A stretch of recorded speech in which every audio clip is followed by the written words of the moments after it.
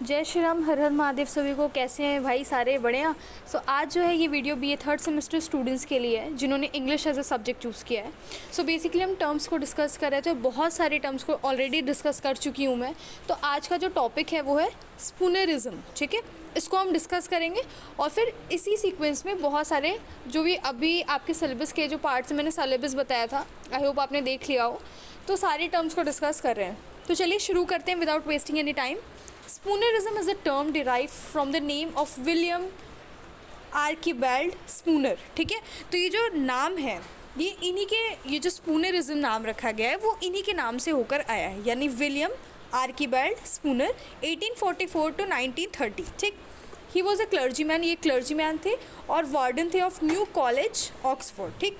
He was very famous for his habit of accidentally changing the first sound of two or more words in a sentence. तो simply basically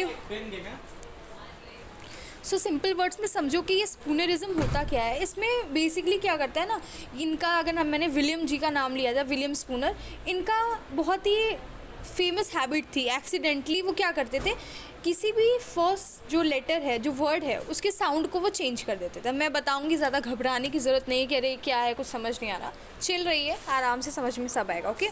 सो ये क्या करते थे, जो sound होता था किसी भी लेटर्स का, टू और मोर वर्ड्स के जो साउंड होते थे किसी भी सेंटेंस में, उसको चेंज करके कुछ और बोल देते थे। जैसे मैं अगर बोलूँ पॉपकॉर्न और उसके बदले मैं कॉपकॉर्न बोल दूँ तो कैसा लगेगा आपको?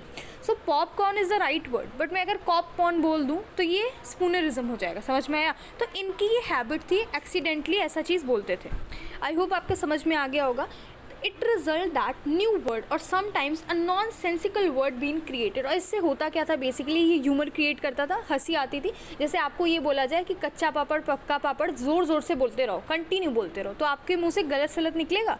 तो वो जो वर्ड्स निकलेंगे वो नॉन सेंसिबल होते हैं, उसका कोई सेंस तो है नहीं, ठीक। तो ये जो वर्ड्स हैं वो ह्यूमर क्रिएट करते हैं। जैसे आपके सामने आप अपने फ्रेंड को बैठाओ और बोलो कि चलो ठीक है अब शर्त लगाते हैं, कौन कच्चा पापड़ पक्का पापड़ टाइम रिपीट करेगा, वो भी सही सही। तो आप देखना 2-3 बार वो खुद गलत कर देगी, आप कहोगे स्पीड में, और फिर वो गलत हो जाएगा। तो ये स्पूनरिज्म ही है, जिसमें आप बोलते हैं ना, आप खुद ट्राई करके ये देखना, आपको पता चलेगा कि इट इज़ ट्रुथ, ठीक है। तो इससे कोई नॉन सेंसिबल वर्ड आप बोल देते हो जिससे ह्यूमर क्रिएट होता है। सो इसका बेसिक कॉन्सेप्ट यही है। अ स्पूनरिज्म इज़ अ स्पीच एरर, ये एक स्पीच एरर ही है। बोलने में जो गलतियाँ हो जाती हैं, उल्टे सीधे वर्ड्स हम यूज़ कर देते हैं, या फिर बोल सकते हैं टंग की स्लिप है, जिस स्लिप ऑफ टंग, अरे सॉरी गलती से हो गया है ना, वो स्लिप ऑफ टंग है जिसमें आप वर्ड्स को गलत प्रोनाउंस कर देते हो।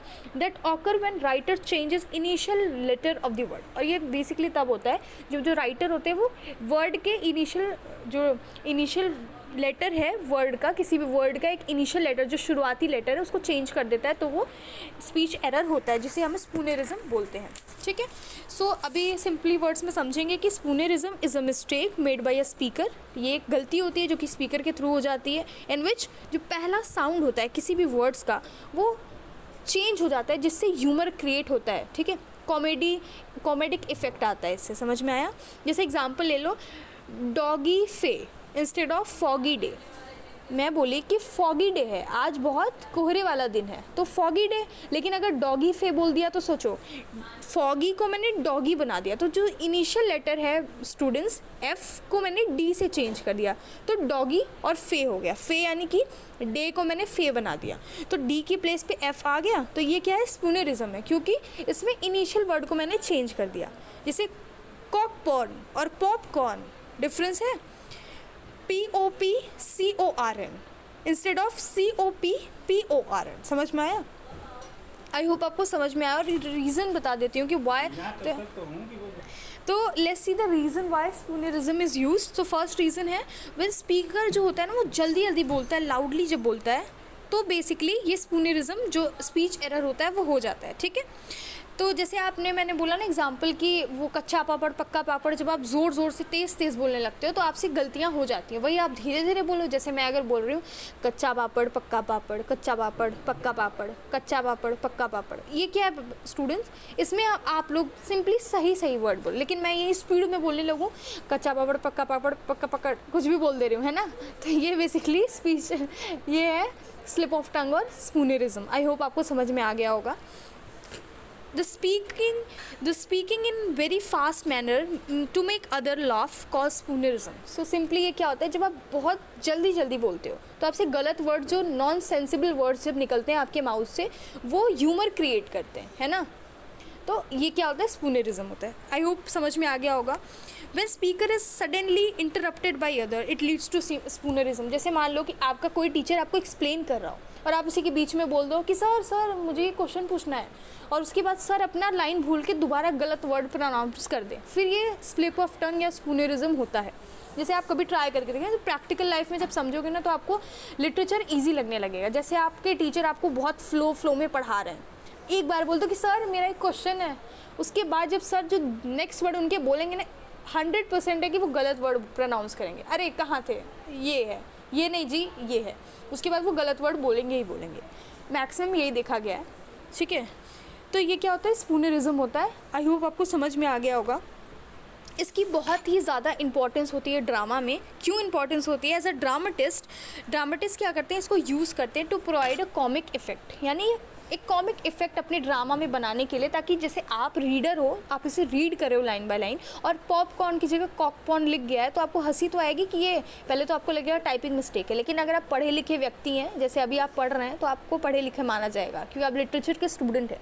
तो कोई और पढ़ेगा तो उसे लगेगा है ये कौन बुक छापा है भाई, सब गलत सलत स्पेलिंग है. लेकिन आप पढ़ोगे तो आपको पता रहेगा कि इसने स्पूनरिज्म यूज़ हुआ है, क्योंकि ये कॉमेडी की इफेक्ट ले आना चाहता था अपने ड्रामा में. I hope it is clear. Okay. Sometimes accidentally it might occur in work, but when author himself is busy creating the content. और कभी कभी ऐसा हो भी जाता है कि जब ऑथर खुद का कंटेंट लिख रहा होता है तो उससे कभी कभार वो चीज़ें गलतियाँ हो जाती हैं. So it leads to spoonerism. Spoonerism is employed to create humour effect in the literature. Example मैं लेती हूँ, विलियम शेक्सपियर का जो टेम्पेस्ट है, the Tempest is written by William Shakespeare. उसमें एक कैरेक्टर है कैलीबैन, और उसको क्या होता है, कैलीबैन is spoonerized or spoonerism for the word cannibal. Caliban and cannibal both are different things ना, तो यहाँ पे spoonerism का यूज़ हुआ है. I hope it is clear. I hope आपको समझ में आ गया होगा. सो अगर आपको कोई भी डाउट है तो आप कमेंट सेक्शन में पूछ सकते हैं. Thank you so much guys. जय श्री राम, हर हर महादेव, जय हिंद.